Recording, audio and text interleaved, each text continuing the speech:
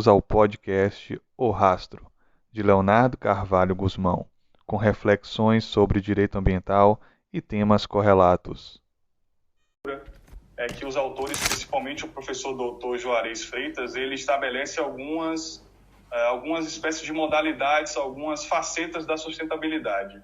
No relatório, eu vou trazer um pouco de cada uma, mas a que eu vou analisar com mais atenção é a própria característica ambiental da sustentabilidade. O que a gente pode destacar aqui de modo rápido seria que a sustentabilidade ética, também chamada de ética da sustentabilidade, ela tem uma preocupação de compreender a ligação que existe justamente do ponto de vista da responsabilidade social. Há uma busca incessante por uma equidade intra e intergeracional. Então, busca-se exatamente esse aspecto da isonomia, a diminuição da desigualdade social. Do ponto de vista econômico, há evidente sopesamento de interesses, tanto os interesses ambientais como os econômicos, porque é evidente que é necessário a produção econômica, mas respeitando, é claro, todas as diretrizes e normas de proteção ao meio ambiente. Um detalhe interessante é a penúltima faceta da sustentabilidade seria a jurídico-política. A política, no caso, seria um aspecto de política propriamente dita, uma política ambiental, uma política de sustentabilidade que perpassa os governos do mundo todo. O aspecto jurídico ele tem até uma certa ligação com o próprio aspecto ambiental, no sentido em que existem alguns doutrinadores, como por exemplo o próprio professor doutor Rui Tavares Lanceiro, aí na Universidade de Lisboa, e a professora doutora Carla Amado Gomes. Eles acreditam que o princípio da sustentabilidade ele não é necessariamente um princípio constitucional. O princípio seria o princípio da solidariedade intergeracional, que motivaria a própria noção de sustentabilidade. Em contramão, o próprio professor doutor Juarez Freitas, em sua obra Sustentabilidade e Direito ao Futuro, ele acredita sim que seja um princípio constitucional, na medida em que há uma eficácia direta e imediata, justamente no reconhecimento dessa solidariedade intergeracional, e no segundo momento também é capaz de enfraquecer até mesmo aquela visão um pouco mais exacerbada do antropocentrismo. O professor Antônio Leitão Amaro, ele cita também, para justificar a sustentabilidade ambiental como um princípio notadamente constitucional, que trata-se de um mecanismo normativo que é também uma cláusula de regulação da alocação entre o aproveitamento dos recursos no tempo. A senhora pode descer, por favor.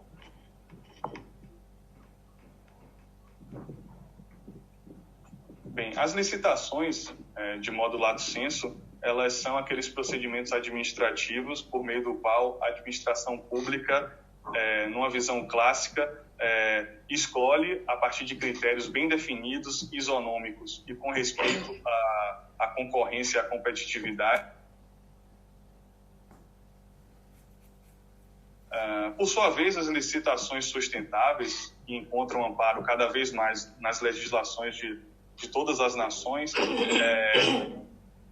utiliza-se, por óbvio, o conceito, claro, da licitação de modo lato sensu, no entanto, com a inclusão de critérios ambientais, de critérios sustentáveis, em inúmeras fases desse certame. Claro que com um sopesamento, claro que com respeito aos princípios tradicionais e basilares da contratação pública, como a concorrência, a competitividade, a isonomia, sem esquecer, por óbvio, os aspectos ambientais, e tudo isso em um preço razoável, observando-se critérios de ciclo de vida dos produtos, por exemplo. Sobre a poliformia, essa ideia ela é trazida pelo pelo advogado-geral da União, Eduardo Bin, que hoje preside o IBAMA, o Instituto do Meio Ambiente aqui no Brasil, no sentido de que as licitações sustentáveis elas podem ocorrer de várias maneiras, tanto na aquisição de bens e serviços, como até mesmo em alienação de bens, concessões, permissões, autorizações, nas especificações técnicas dos produtos, até mesmo para a caracterização do próprio desempenho do produto ou do serviço. Essa súmula 177 eu vou tratar um pouco mais na frente, no penúltimo, num dos slides finais. Um detalhe interessante que eu consegui perceber durante a pesquisa foi essa dualidade, essas duas marcas, na verdade, da licitação, notadamente a licitação sustentável, acerca de uma espécie de regulação do mercado, que encontra um respaldo no artigo 174 da nossa Constituição, e também uma espécie de política pública, como muitos autores defendem, no intuito, claro, de alcançar bem-estar e o interesse público através da implantação desses critérios nas licitações. E, além disso, também uma forma até mesmo de atingir uma espécie de um consumo sustentável da própria população. A senhora pode descer, por favor. Obrigado.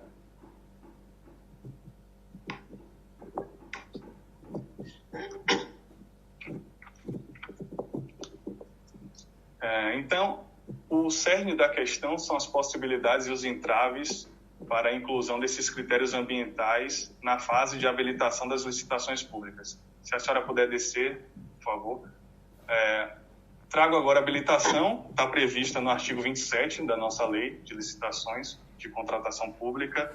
Justamente essa fase aqui no Brasil, de acordo com a nossa lei ainda em vigor, ela está inserida no início do certame, diferente do que ocorre com, por exemplo, Portugal, que é no final, depois do julgamento de propostas.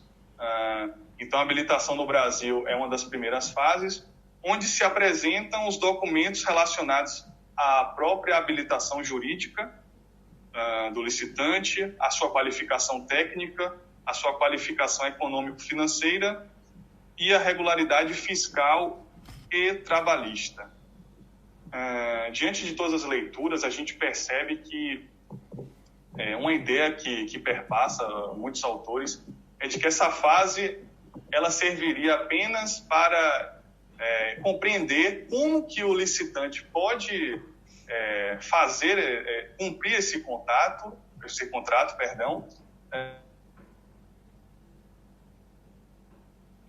para quem defende que não é possível a inclusão de critérios ambientais na habilitação, há um argumento de que trata-se de uma fase estanque, uma fase que deve ser cumprida exatamente o que está na lei, sem nenhum tipo de interpretação um pouco mais sistemática. Nesse sentido, a senhora pode descer, por favor, as possibilidades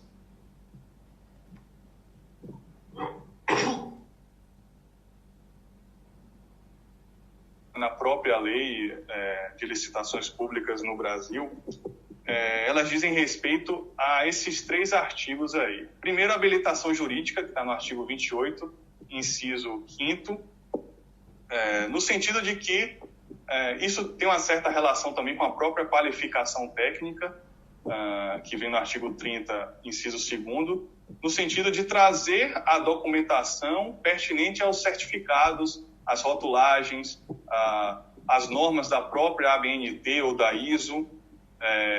Todos esses detalhes mais técnicos, eles, em tese, numa hipótese, poderiam servir de fundamentação para a inclusão desses critérios sustentáveis na sua faceta ambiental na fase de habilitação nas licitações públicas brasileiras.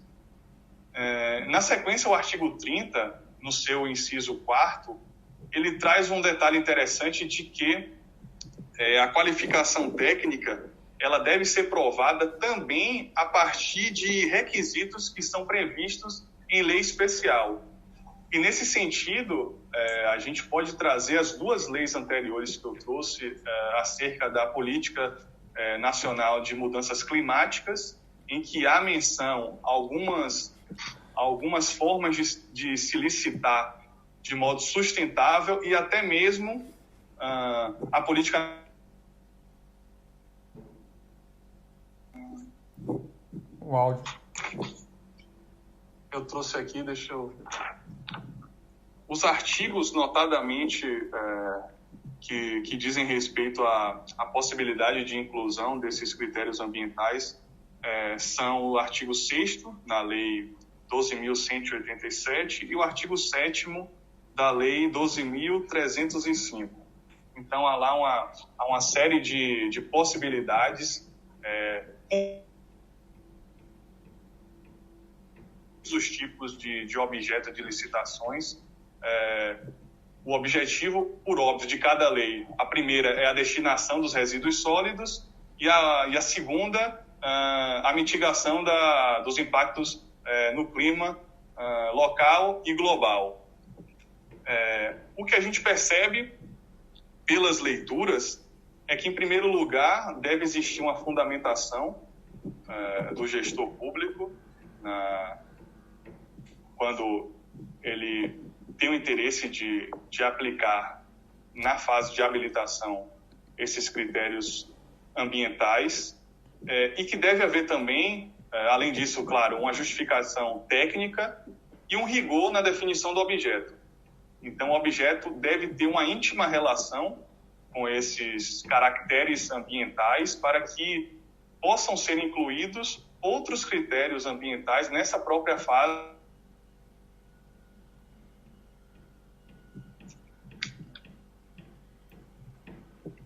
O áudio sumiu. Há uma discussão, uma autora que traz uma discussão a respeito de por que não poder haver uma discriminação nessa fase das licitações, nessa fase de habilitação, no sentido de que, como ela afirma, qualquer discriminação há que observar o requisito constitucional de correlação lógica concreta entre o fato e o...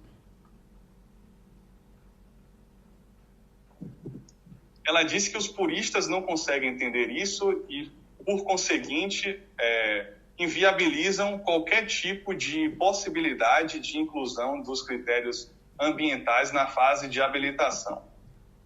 No ponto de vista dos entraves, das dificuldades, se a senhora puder descer mais um pouco, por gentileza.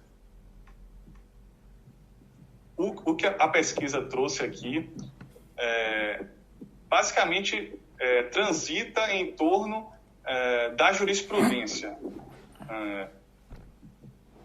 O próprio TCU tem 2 súmulas a respeito de impedir uma dificuldade de competitividade, no sentido de que a inclusão desses critérios feriria de morte os princípios da competitividade, da concorrência e da própria isonomia. Existe também, são inúmeros os acórdãos do Tribunal de Contas. Eu achei numa das leituras esse um pouco mais antigo, mas existem outros. Há uma dificuldade de encontrar jurisprudência acerca da inclusão de critérios ambientais e também na fase de habilitação. Então, por associação, por analogia, a gente percebe que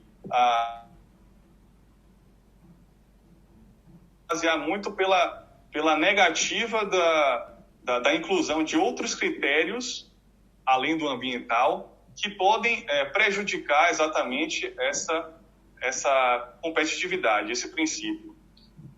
Temos também como uma espécie de entrave o artigo 37, inciso 21 da nossa Constituição, onde há expressamente uma forma de que as obrigações elas devem guardar uma relação clara com o objeto do contrato, do certame. E, nesse sentido, também existe uma ação direta de inconstitucionalidade, que é bastante conhecida, também é um pouco antiga, mas diz respeito também à impossibilidade de inclusão de critérios muito restritivos nessa fase de habilitação. Não trata-se de não trata-se de inclusão de critérios ambientais, mas de outros aspectos, se eu não me engano, aspectos fiscais e trabalhistas, que também foi declarada, foi na verdade uma lei do Distrito Federal, foi declarada inconstitucional pelo Supremo Tribunal Federal aqui do Brasil. Então, nesse sentido, a gente consegue perceber que uma grande parte da doutrina acredita, sim, fielmente, de que os requisitos da habilitação eles são restritivos. Pode descer, por favor.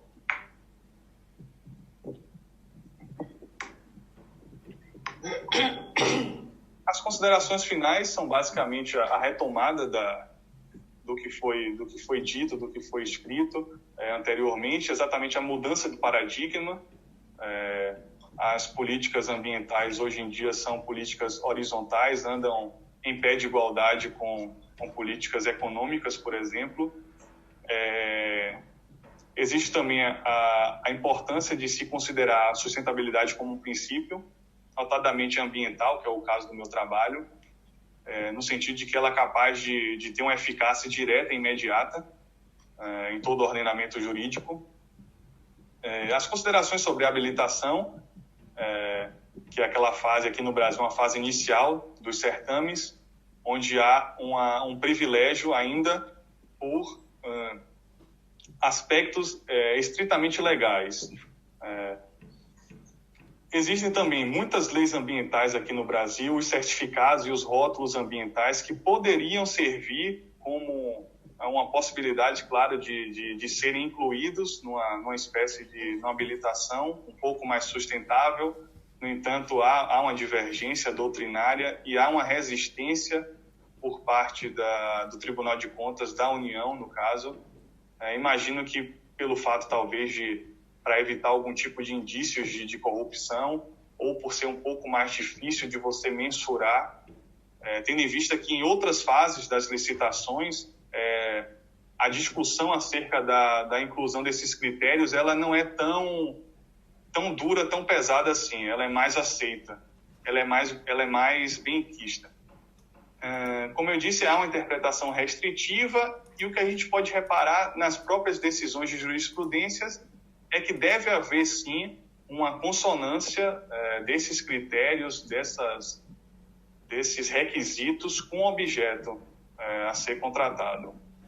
Então, essas são as minhas considerações, e as referências até agora lidas estão aí abaixo elencadas. Obrigado.